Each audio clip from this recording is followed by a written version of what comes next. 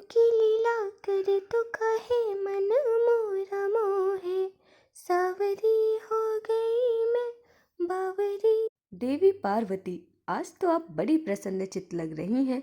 क्या बात है? सत्य कहा आपने स्वामी, मैं अति प्रसन्न हूँ। तनिक इस प्रसन्नता का रहस्य हमें भी तो बताइए देवी। अवश्य स्वामी, आज मैं वृंदावन जा रही हूँ। वृंदावन? परंतु क्यों? देवी, आज कुछ विशेष है क्या? है ना विशेष, आपको ज्ञात नहीं?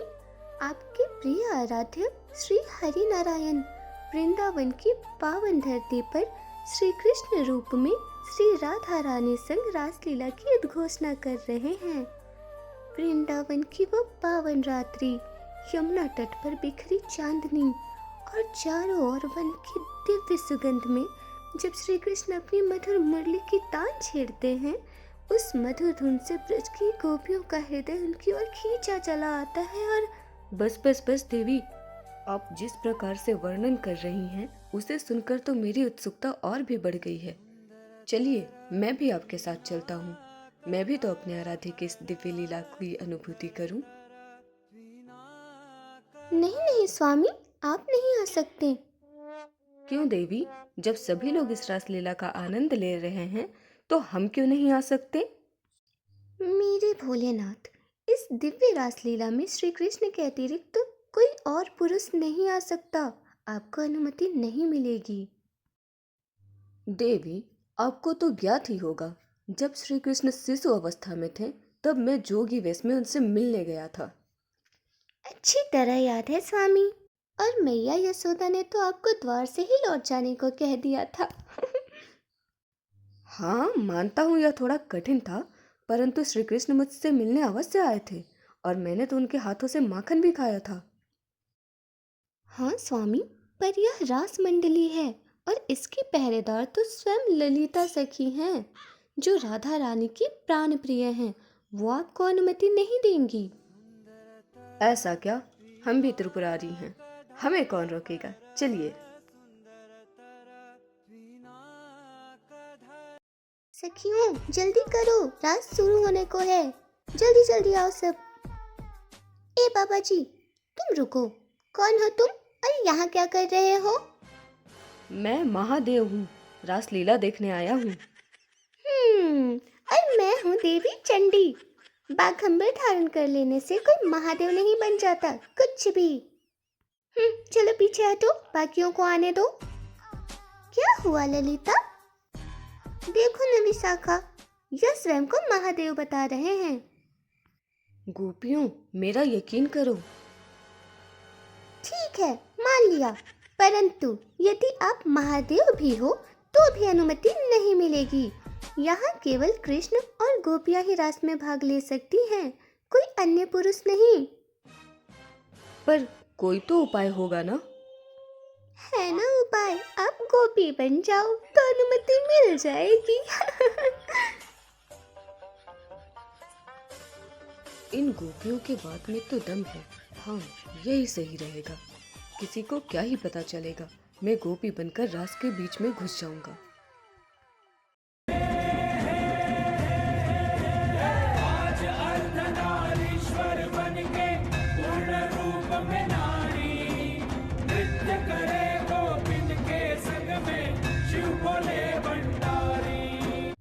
आइए महादेव, मैं तो आप ही की प्रतीक्षा कर रहा था। राधा कृष्ण की देख के पावन प्रेम भरी यह लीला, मन मयूर नाचे शिव जी का, त्रिभुवन हुआ रंगीला, त्रिभुवन। कृष्ण, क्या हुआ? तुम रुक क्यों गए? मेरी प्यारी सखियों, मुझे तुम सबकी मुख देखने की इच्छा हो रही है, यदि अनुमति हो।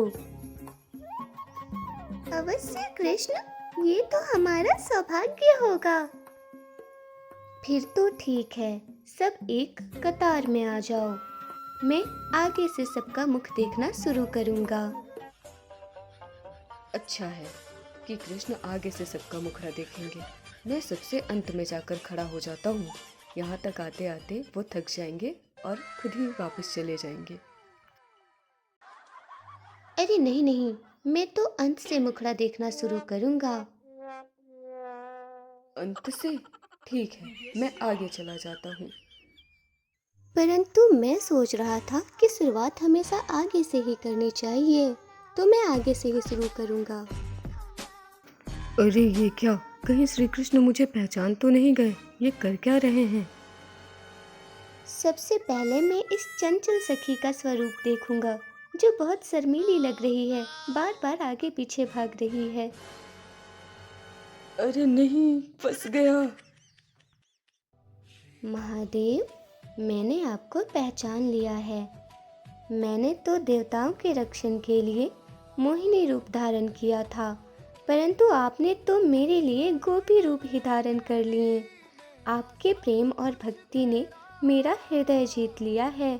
प्रभु, बताएं, मैं आपकी क्या सेवा कर सकता हूँ? ओ श्री कृष्ण, आप तो मेरे आराध्य हैं, आपसे क्या छिपा है। परंतु अब मेरी लाज आप ही के हाथों में है प्रभु।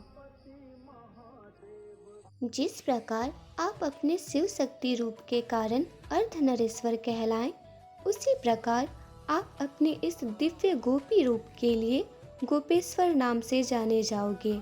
आने वाले समय में आप रासमंडल के रक्षक के रूप में पूजे जाओगे और वृंदावन की यात्रा में जो कोई भक्त गोपेश्वर महादेव के चरणों में शीश झुकाएगा, उसे विशेष फल की प्राप्ति होगी।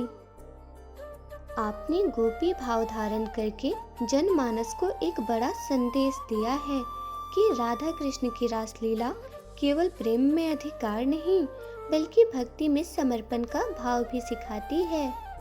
गोपेश्वर महादेव की जय। हर हर महादेव। आज अर्धनारीश्वर बन के पूर्ण रूप में